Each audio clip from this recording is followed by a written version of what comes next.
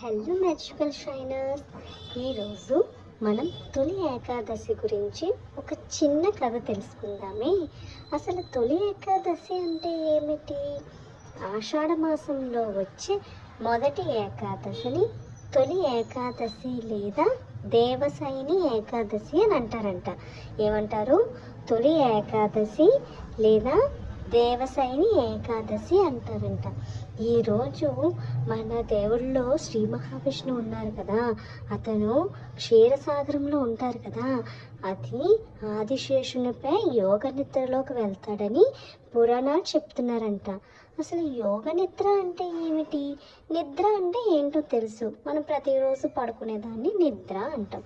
కానీ యోగ నిద్ర అంటే ఏంటో తెలుసా పిల్లలు? ఇది మనం ప్రతిరోజు పడుకుంటాం చూడండి, అలాంటి నిద్ర కాదు. ప్రపంచంలో అందరికీ మేలు జరగాలని ధ్యానం చేసే దివ్యమైన విశ్రాంతి అన్నమాట. ఇప్పుడు దీని గురించి ఒక స్టోరీ చెప్పుకుందామా? ఫస్ట్ మనకేంటిది? ఏకాదశిని ఏమంటారు? తొలి ఏకాదశి లేదా దేవసైని ఏకాదశి. ఈరోజు స్పెషల్ ఏంటి? శ్రీ మహావిష్ణువు యోగ నిద్రలోకి వెళ్తారన్నమాట. అసలు యోగ నిద్ర ఇవన్నీ స్టోరీ ఏంటో తెలుసుకుందామా? అనగనగా వైకుంఠంలో శ్రీ మహావిష్ణువు లక్ష్మీదేవితో కలిసి ఉండేవారనమాట. శ్రీ మహావిష్ణువు భార్య పేరు లక్ష్మీదేవి. ప్రతిరోజు ప్రపంచంలోనే అందరినీ కాపాడుతూ ఉండేవారనమాట. ఎవరికి ఏ కష్టం వచ్చినా మరి మహావిష్ణువుకే కదా చెప్పుకుంటారు. ఒకరోజు దేవతలందరూ శ్రీ మహావిష్ణువు దగ్గరికి వచ్చి నమస్కరిస్తారంట.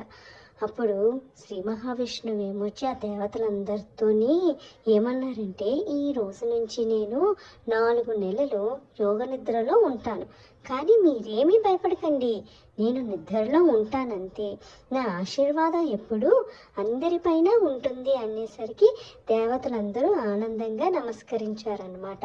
మళ్ళీ ఈ 4 నెలలు ఎప్పుడు అంతమవుతాయంట? ఇప్పుడు ఈ రోజు ఉంది కదా, ఈ రోజు నుంచి చాతుర్మాసం ప్రారంభమవుతుందన్నమాట. ఇది 4 నెలలు 4 months పవిత్ర కాలంగా భావించబడుతుంది.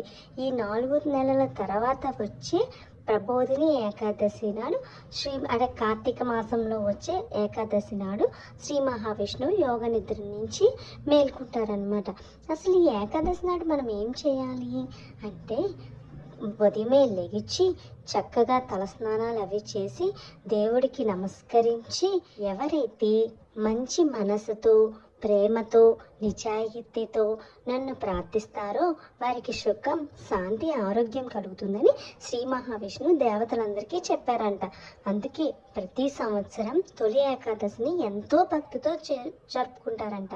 అసలు ఈరోజు మనం ఏం చేయాలి? ఇది కూడా మనందరికీ ఒక పండగ లాంటిదే. సో పండగ అయితే మనం ఏం చేస్తాం? అందరం ఉదయమే లెగుస్తాం, తలస్నానం చేస్తాం, చక్కని బట్టలు వేసుకుంటాం, దేవుడికి నమస్కారం చేస్తాం. మన ఇంటి దగ్గర కానీ ఎక్కడైనా తులసమ్మ ఉంటే తులసమ్మకి దండం పెట్టుకొని చక్కగా ఒక మంచి విద్యని ఇవ్వు దేవుడా అని వేడుకుంటా. ఓం నమో నారాయణాయ అని కొన్నిసార్లు చెప్తే సరిపోతుంది. పిల్లలు, దేవునికి పెద్ద పెద్ద బహుమతులు ఏం అవసరం లేదు. మనం దేవుడికి అవి ఇవ్వాలి ఇవి ఇవ్వాలి అని ఏమీ లేదు.